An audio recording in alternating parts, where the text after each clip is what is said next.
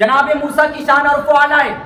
وہ اللہ سے کلام کرتے تھے، بات چیت کرتے تھے کوہ طور پر کھڑے ہو کے، تو ان کے دل میں خیال آیا جس کا کلام اتنا خوبصورت ہے وہ کلام کرنے والا خدا کتنا خوبصورت ہوگا۔ اس لیے ان کے دل میں خواہش پیدا ہوئی، مولا میں تجھے دیکھنا چاہتا، لیکن اللہ کی طرف سے جواب آتا لن ترانی، موسیٰ تم نہیں دیکھ سکتے، تم نہیں دیکھ سکتے۔ لیکن جناب موسیٰ کا اصرار بڑھ گیا،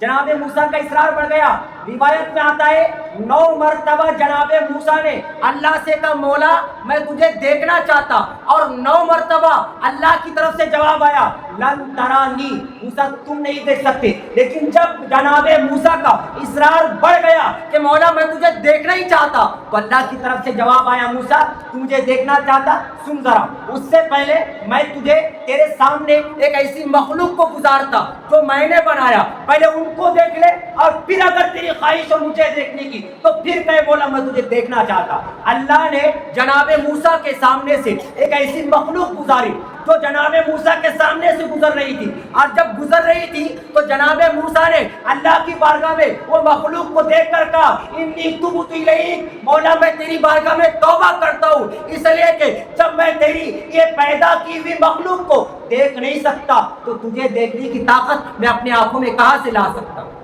فوراً توبہ کی، انی تبت الیک، مولا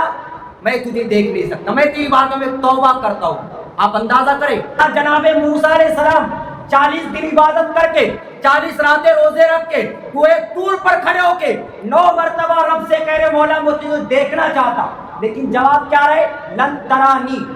یا عبادت کر کے روزے کر کے دیکھنے کی خواہش ظاہر ہو رہی تو منع کیا جا رہا۔ اور ہمارے پیغمبر کی شان دیکھیں، جناب موسیٰ کی شان بھی عرف و اعلیٰ ہے، اللہ نے کلام کا شرف، کلام کرنے کا شرف ان کے جھولی میں عطا کیا تھا، وہ اللہ سے باتیں کرتے تھے۔ لیکن ہمارے نبی کی شان دیکھیں، اس رات ہمارے نبی عبادت میں بھی نہیں ہے، بظاہر